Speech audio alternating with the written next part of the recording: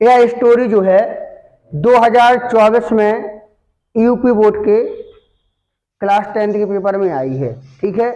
अच्छा, बच्चे कहते हैं कि बड़ी सिंपल है। सिंपल तो देखो हर स्टोरी होती है, बन जाए तो सिंपल है और ना बने तो हार्ड है, ऐसा ही है ना। तो पहले करेंगे क्या कि एक बार हम स्टोरी को पढ़ लेते हैं। ठीक है। दिया गया है कि अशोक एक प्रसिद्ध सम्राट हुआ है। वह अपनी प्रजा से बहुत प्रेम करता था।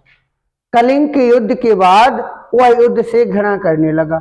वह प्रजा की भलाई के काम करने लगा। ठीक है। तो यहाँ पर देखिएगा स्टोरी जो है पास्ट में है। कहाँ है? पास्ट में। अब पहले ही वाक्य में कुछ बच्चे विचलित हो गए हैं। क्यों? क्योंकि यहाँ पर जो है आया है से बच्चों ने या तो इसको प्रेजेंट में बना दिया है, ठीक है, जबकि पूरी स्टोरी कब बन रही है? पास्ट में। तो पहला ही सेंटेंस यहाँ पर होना चाहिए या पास्ट में ही होना चाहिए। किसमें होना चाहिए? पास्ट में। तो इसको हम दो तरीका से बना सकते हैं। कैसे? अशोक एक प्रसिद्ध सम्राट हुआ है, इसकी अंग्रेजी पहले बनेगी, या तो ऐसे बना लो, अशोक वॉज अ फेमस और एम्परर। एम्परर की स्पेलिंग क्या होती है? EMPEROR, emperor. या तो ऐसे बना लो, या इसको हम बना सकते हैं कि या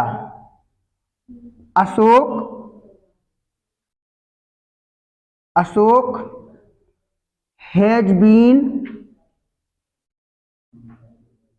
अ फेमस एम्परर। ठीक है। दो तरीका से बन सकता है ये वाला सेंटेंस। पहला हैज बीन इसलिए क्योंकि रहे हैं, अशोक एक फेमस एम्परर रहे हैं।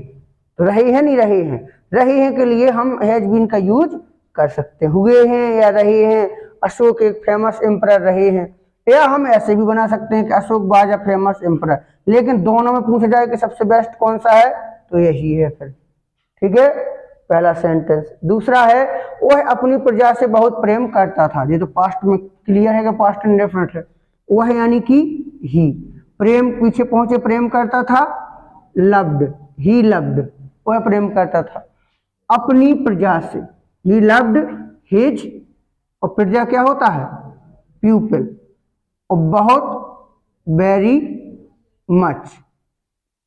He loved his people very much, वह अपनी प्रजा से बहुत प्रेम करता था। आगे दिया गया है कलिंग के युद्ध के बाद। तो देखो इसको हम अलग कर देंगे, after the war of Kalinga. तो बात की अंग्रेजी आफ्टर द बैटल या वार, कुछ भी लिख दो, war of Kalinga,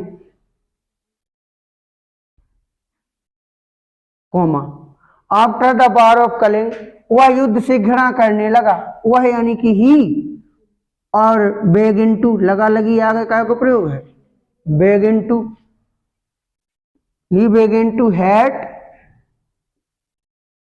to the war, he begin to hate to the war, वह युद्ध से घृणा करने लगा। वह प्रजा की भलाई के काम करने लगा। करता कौन है? वह है। तो हम लिखेंगे ही, पीछे पहुंचे लगा, लगा के लिए क्या लिखोगे? Begin to, he begin to. अब करना, आगे बढ़ो, do, he begin to do, वह करने लगा, वह करने लगा। क्या करने लगा? प्रजा की भलाई के काम। ठीक है। तो भलाई क्या होता है? गुडनेस, अच्छाई, भलाई, गुडनेस, ठीक है, of people, goodness of people. ठीक है। तो प्रजा की भलाई के काम, काम मतलब वर्क। तो he begin to do the work, work मतलब काम, वर्क ऑफ पीपल गुडनेस। ठीक है। दो बार हम ऑफ नहीं लगा सकते हैं, इतना याद रखना। तो the work of people goodness, प्रजा की भलाई की। ठीक है। इस तरीका से बनाएंगे तो हमारा सेंटेंस बनेगा after he in the war of the Kalinga.